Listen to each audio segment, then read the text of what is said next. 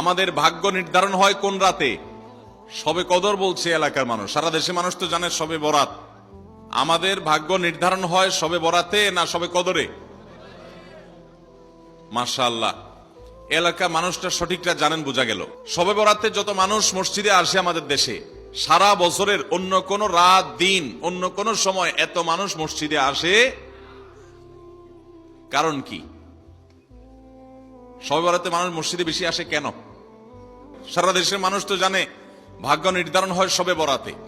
ভাইরা আমার, কোরআনে হাকিমে সূরা দুখানের 3 এবং 4 নম্বর আয়াত যদি আপনি দেখেন, আল্লাহ রাব্বুল আলামিন ইরশাদ করেছেন, ইন্না আনজালনাহু ফি লাইলাতিন মুবারাকাহ ইন্না কুন্না মুনজিলিন ফিহা ইউফরাকু কুল্লু আমরিন হাকিম। আল্লাহ বলেছেন, আমি নিশ্চয় কোরআনকে নাজিল করেছি, অবতীর্ণ করেছি একটি বরকতময় রাতে। কোন রাতে বরকত নাজিল করেছেন আল্লাহ তাআলা? বরকতময় রাতে কোরআন নাজিল করেছেন আল্লাহ বলেছেন। আর এই বরকতময় রাতটা কোন রাত যে রাতে কোরআন নাজিল হয়েছিল? শবে কদর। কোন সন্দেহ আছে?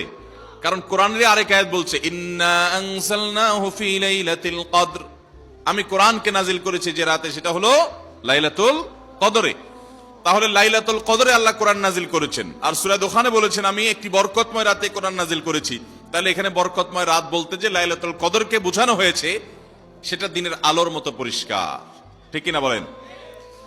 এরপরে আয়াত আল্লাহ বলেছেন, ফিহা ইউফরাকু কুল্লু আমরিন হাকিম, এই বরকতময় রাত যে রাতে কোরআন নাজিল হয়েছে অর্থাৎ লাইলাতুল কদর, সেই রাতেই সমস্ত গুরুত্বপূর্ণ হিকমাপূর্ণ বিষয়গুলো সব ধার্য হয়ে থাকে, নির্ধারণ হয়ে থাকে।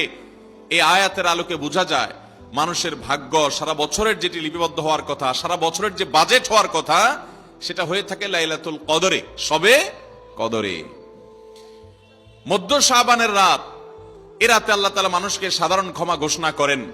যাদের মনে হিংসা নাই, যাদের মনে মানুষের প্রতি বিদ্বেষ শত্রুতা নাই, এবং যারা শিরকে লিপ্ত না, এই মানুষগুলো ছাড়া বাকি মানুষগুলোকে মধ্য শাবানের রাত, যেটাকে আমরা শবে বরাত বলি, হাদিসের ভাষ্য শবে বরাত নয়, হাদিসের ভাষ্য হলো লাইলাতুন নিসফি মিন শাবান, সেই রাতে আল্লাহ রাব্বুল আলামিন বান্দাকে সাধারণ ক্ষমা ঘোষণা করেন।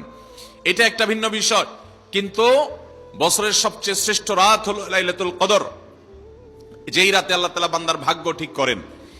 এই রাতে যে ভাগ্য আল্লাহ নির্ধারণ করে থাকেন, সেই নির্ধারণটা যেন আমাদের অনুকূলে হয়, সেই নির্ধারণটা যেন আমাদের জন্য কল্যাণকর হয়।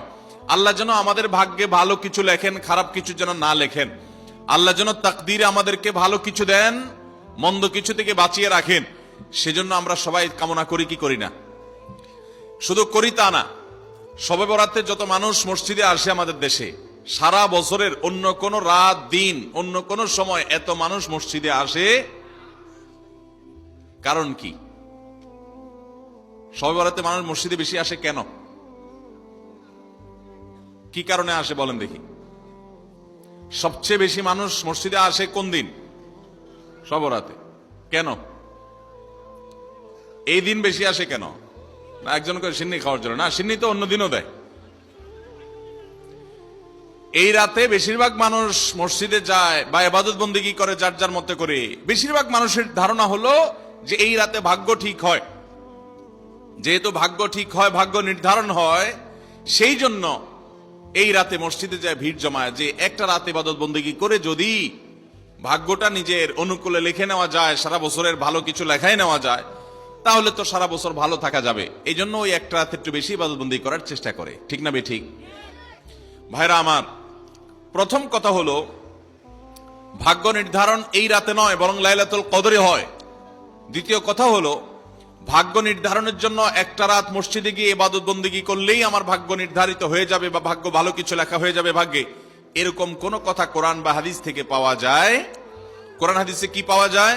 সূরা নাহাল আয়াত নম্বর 97। সূরার নাম সূরা নাহাল, আয়াত নম্বর কত? 97। আল্লাহ রাব্বুল আলামিন ইরশাদ করেছেন, মান আমিলা সালিহাম মিনকুম মান আমিলা সালিহাম মিন যাকারিন আও উনসা ওয়া হুয়া মুমিন। পুরুষ হোক আর নারী হোক, যে কোনো ব্যক্তি যদি ঈমানদার অবস্থায় ভালো কাজ করে, পুরুষ হোক কিংবা মহিলা, যে কেউ যদি ভালো কাজ খুঁটে খুঁটে খুঁটে নেক আমল করে, ভালো ভালো নেক কাজ, কোরআন হাদিসে নির্দেশিত কাজ, আল্লাহ যা করতে বলেছেন, রাসূল সাল্লাল্লাহু আলাইহি ওয়াসাল্লাম যা করতে বলেছেন, যদি সে কাজগুলো করে এমত অবস্থায় করে যে সে ঈমানদার, অর্থাৎ ঈমান থাকতে হবে, ঈমান আছে এই অবস্থায় যদি নেক আমল করে, তাহলে কি হবে? আল্লাহ বলেছেন ফালানুহাইয়ান্নাহু হায়াতান তাইয়্যিবাহ, তাহলে সেই পুরুষ সে নারীকে আমি পবিত্র জীবন দান করব। কি জীবন দান করবেন বলছেন আল্লাহ? পবিত্র জীবন দান করবেন। এই পবিত্র জীবনে মানুষ সুখী থাকবে, এই পবিত্র জীবনে মানুষ সমৃদ্ধ থাকবে, এই পবিত্র জীবনে মানুষ ভালো থাকবে, নেক থাকবে। ওয়ালানাজজিয়ান্নাহুম আজরাহুম বিআহসানি মা কানু ইয়ামালুন, এবং এই ইমানদার নারী পুরুষরা যদি নেক আমল করে, ভালো কাজ করে যদি সব সময়, তাহলে সেক্ষেত্রে আল্লাহ বলেছেন তারা যে ভালো কাজ করেছে ওইটার সবচেয়ে উত্তম বিনিময় আমি তাদেরকে দান করব। তাহলে এই আয়াত থেকে প্রমাণ হয়, যদি কেউ ঈমান আনার পর নেকামল করতে থাকে, নেকামল করতে থাকে, একদিনের নেকামল নয়, এক রাতের নেকামল নয়, সারা বছর জুড়ে সারা জীবন ধরে ভালো কাজ করার চেষ্টা যদি কেউ করে, আল্লাহ তাআলা তাকে পবিত্র জীবন দিবেন, সৌভাগ্যবান মানুষের জীবন দিবেন, সুখী মানুষের জীবন দিবেন। এখান থেকে বোঝা যায় কি ভাগ্য নির্ধারণের জন্য এক রাত আমল করতে হবে নাকি সারা বছর?